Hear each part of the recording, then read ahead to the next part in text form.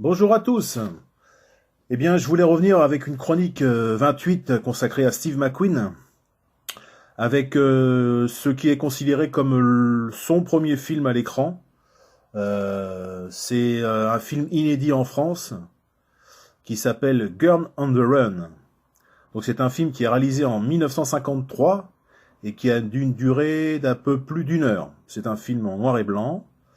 Ce film est réalisé par Arthur J. Beckert et Joseph Lee, sur un scénario d'Arthur J. Beckert et Cedric Worth. Le film est produit par Robert Presnell Sr. Donc il est inédit en France, mais sa sortie aux États-Unis date du 15 décembre 1953. Il faut savoir que ce film est une production indépendante à très bas budget, qui est un mélodrame policier standard dans le monde noirâtre et sauvage d'un spectacle de carnaval burlesque, une fête foraine.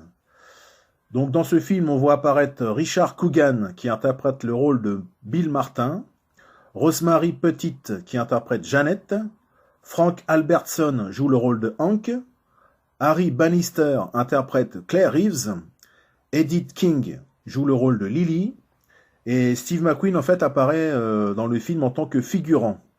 Et d'ailleurs son nom n'est pas du tout mentionné au générique, puisqu'en fait il est que dans deux, trois petites scènes sans avoir de dialogue, on le voit en silhouette passer au bras de sa petite amie, il est en train de se balader dans la fête foraine, et on le voit manipuler des attractions qui sont disponibles durant la fête foraine. Donc si vous pouvez voir sur ma chaîne YouTube, j'avais fait un petit montage à l'époque que j'avais reçu le DVD. Maintenant j'ai vu qu'il était disponible sur YouTube en entier, donc 1h05 je crois, ça dure pas très longtemps. Mais donc j'avais fait un petit montage pour juste c'est-à-dire en incluant les apparitions de Steve dedans. La vidéo elle doit durer même pas 2-3 minutes, puisque en fait j'avais mis le générique du film, et à la suite j'avais fait un petit montage mettant en scène les apparitions de Steve à l'écran à ce moment-là. Donc je vais quand même vous parler du scénario, parce que c'est quand même considéré comme étant le premier film de Steve McQueen, ou du moins sa première apparition à l'écran. Donc le scénario, c'est le journaliste Bill Martin est chargé d'enquêter sur un réseau criminel à la sortie d'une fête foraine. Le patron de Martin est tué et il est accusé du meurtre, tandis que la petite amie de la victime, Janet, passe sous couverture en tant que danseuse burlesque pour la revue Liz Carney, tout en fuyant le gangster derrière le stratagème. L'acteur du casting le plus notable de Girl on the Run a l'un des plus petits rôles. En effet, Steve McQueen, âgé de 23 ans, est un figurant. Il est vu en arrière-plan lors de 2-3 courtes scènes lors de plans dans la fête foraine, ce que je disais tout à l'heure.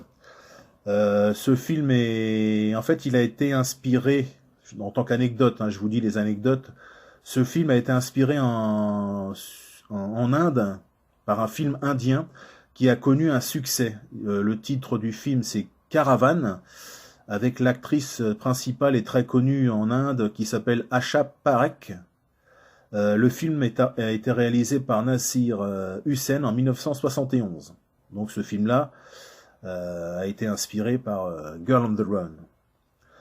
Donc je vous disais tout à l'heure, le film est disponible sur YouTube, vous pouvez le voir en entier. Dommage, il est pas sous-titré, il n'y a pas de sous-titre français. À ma connaissance, j'en ai jamais trouvé. Mais vous pouvez vous amuser à repérer notre Steve McQueen bien aimé dedans, c'est très marrant.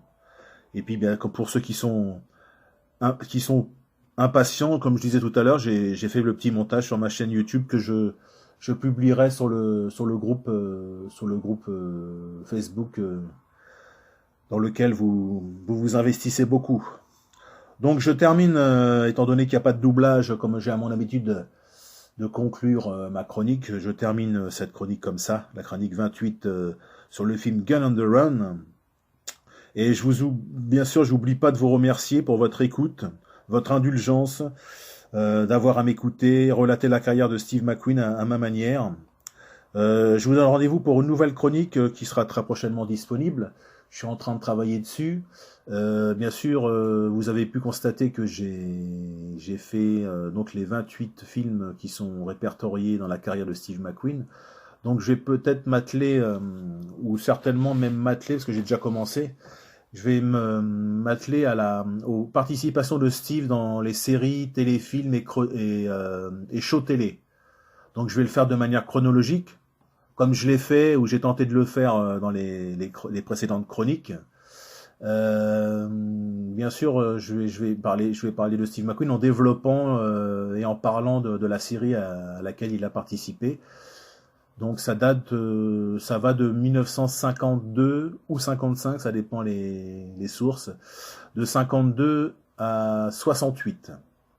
Donc voilà, j'aurai peut-être dans chaque chronique, tout dépendra de ce que j'aurai à dire. Il y aura peut-être une ou deux séries ou téléfilms ou shows télé que je développerai dans chaque chronique. Tout dépendra, bien sûr, comme je vous disais, du temps qui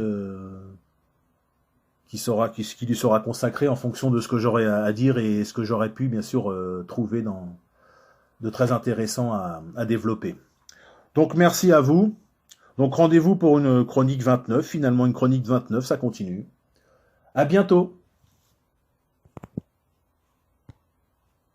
Ah non, il fallait toute petite.